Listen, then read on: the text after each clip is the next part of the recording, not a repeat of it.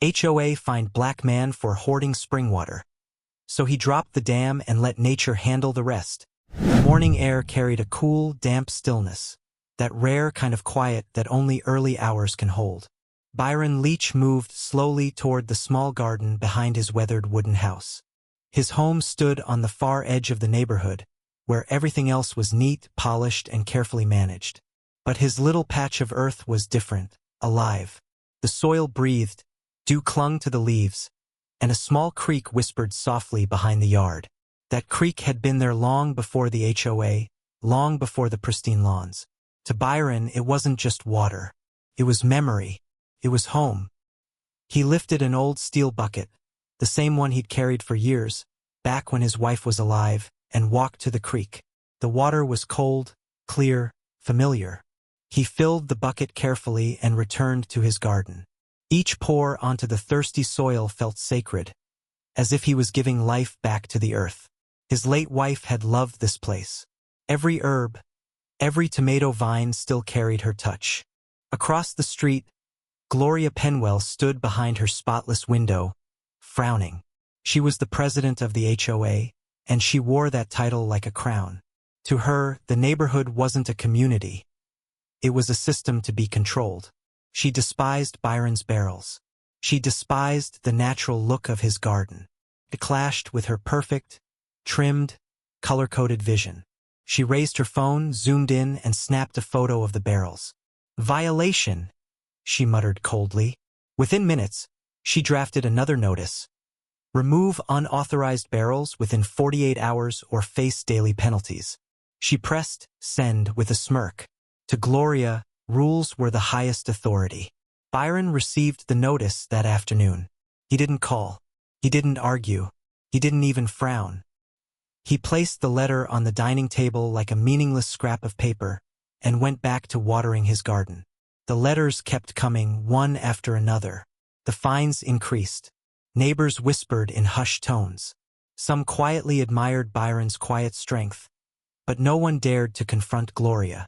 She had forced families to sell their homes before, all in the name of aesthetic standards. People feared her power. At night, Byron sat beside the creek, listening to the water. Clouds gathered overhead. The wind rustled the trees. He closed his eyes and touched the ground. "This creek was here before any of us," he whispered, "and it'll be here long after." At night, Byron sat beside the creek, listening to the water. Clouds gathered overhead. The wind rustled the trees. He closed his eyes and touched the ground. "This creek was here before any of us," he whispered, "and it'll be here long after." The next morning, Gloria appeared at Byron's door with the entire HOA board in tow. Clipboards, rules, authority. "Mr. Leech," she snapped, "you are in violation of Section 14B of Community Standards. Those barrels must be removed within 48 hours. If not, we'll place a lien on your property. You can't win against the rules." Byron met her gaze, calm and steady. "You can make rules," he said softly, "but water doesn't follow them." Gloria let out a dry laugh. "Then the fines will drown you." She turned and walked away like a queen leaving her throne. That night, two elderly neighbors, Mr. and Mrs. Watson, knocked on Byron's door. "We saw everything," Mrs. Watson said gently. "That creek's been here since we were kids. We used to play there. She's the one who changed it." Byron nodded slowly. "I'm not going to break anything," he replied. "I'm going to bring it back." From that night on, he worked quietly in the dark. He studied the ground, the path where the creek once ran, before the HOA illegally diverted it to build their flawless clubhouse lawn. He dug carefully, patiently. No one saw. No one heard. He wasn't fighting Gloria with noise. He was listening to the land. Meanwhile, Gloria remained confident. "He'll give up like everyone else," she told the board. "They always do. No one beats the rules." But the sky was changing. Dark clouds gathered, heavy with rain. The weather forecast warned of a major storm. Gloria ignored it. She had a landscaping party planned. She thought her power made her untouchable. The storm struck like a living thing. Wind howled. Rain slammed down. and lightning lit up the sky. The creek roared to life.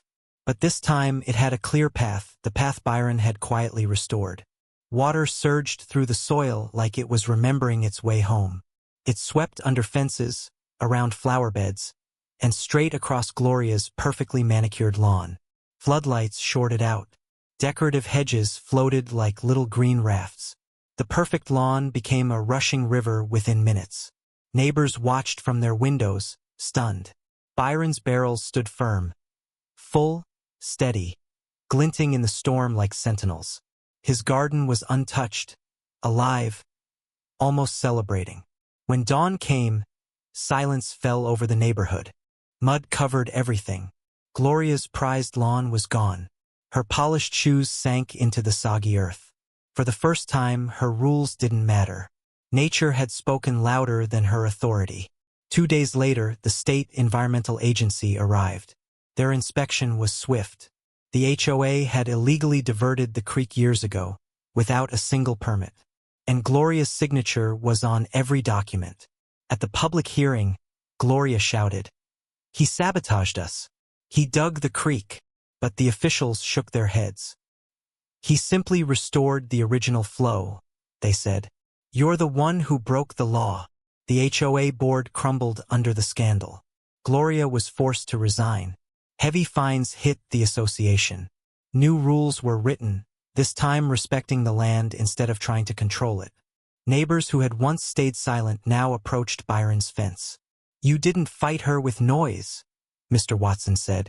"You just listened. And look what happened." Byron only smiled.